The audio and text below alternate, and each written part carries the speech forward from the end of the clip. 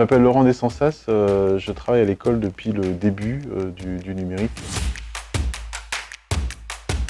Le numérique, il a impacté de plusieurs façons. Il a impacté d'une façon extrêmement directe avec les outils, les logiciels, le matériel qui a permis de mieux prototyper ou de mieux apprendre le numérique. Mais il y a aussi un impact qui est peut-être moins visible, qui est en termes de méthodologie. Parce que quand on est arrivé à l'école, on était sur une école de design produit, design industriel même, avec des process qui sont extrêmement basés sur l'industrie et qui sont très linéaires.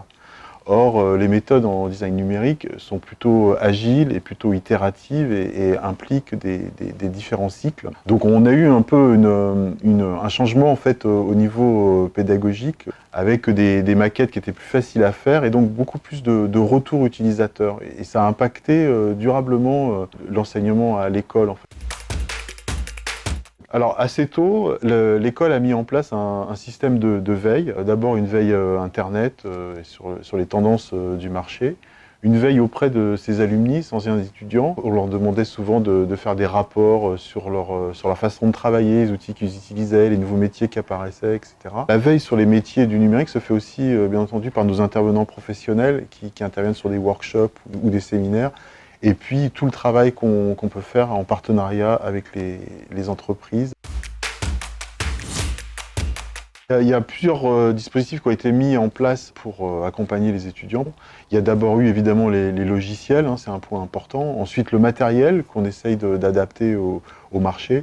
Donc on a vu les premiers casques de réalité virtuelle. Là aujourd'hui on est sur des choses un peu plus complexes. Donc ça a été le premier point. Ensuite, il y a eu la création d'un design lab plutôt orienté pour les masters, dans lequel on a pu expérimenter des choses. Et enfin, dernièrement, un atelier numérique. C'est un espace dans lequel on peut à la fois faire de la soudure, à la fois faire de la réalité virtuelle. Et évidemment, il y a des ressources techniques, mais aussi des ressources humaines qui accompagnent les étudiants. Par rapport à d'autres écoles, on voit que ces ateliers ont été des lieux de rencontre où des designers d'espace, produits, ou même des graphistes peuvent se retrouver autour du numérique. Et de plus en plus, c'est des lieux importants de savoir, ce qu'on peut appeler des tiers-lieux en fait.